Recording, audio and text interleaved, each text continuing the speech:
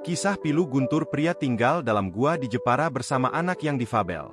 Inilah kisah seorang ayah dan anaknya yang tinggal di dalam gua kawasan Makam Umum Ujung Batu, Kecamatan Jepara, Jepara, Jawa Tengah.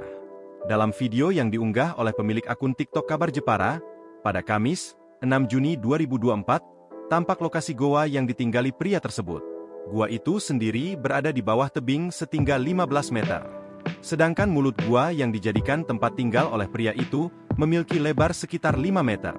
Pria parubaya itu tinggal di tempat tersebut bersama anak laki-lakinya yang masih kecil. Sang anak sendiri seorang tunawicara. Ayah dan anak itu tidur di atas terpal yang berada di mulut gua. Sejumlah anggota dari kantor polisi terdekat pun tampak mengunjungi pria tersebut.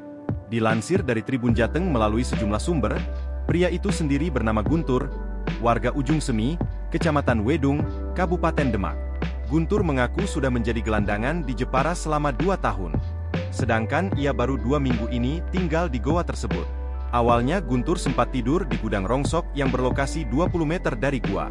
Kemudian ia tak sengaja menemukan gua itu saat berjalan-jalan. Kemudian ia pun memilih tinggal di gua karena kondisi yang sejuk serta jauh dari keramaian.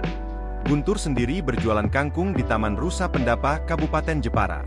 Dirinya juga berjualan gambar saridin dan juga menjual mainan dari bambu.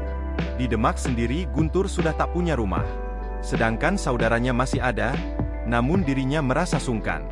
Guntur sendiri sempat ditawari oleh Dinas Sosial Pemberdayaan Masyarakat dan Desa untuk tinggal di panti sosial.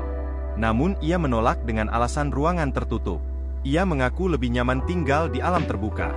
Kini dirinya ingin belajar bahasa Arab dan ingin menjadi penceramah di Jepara.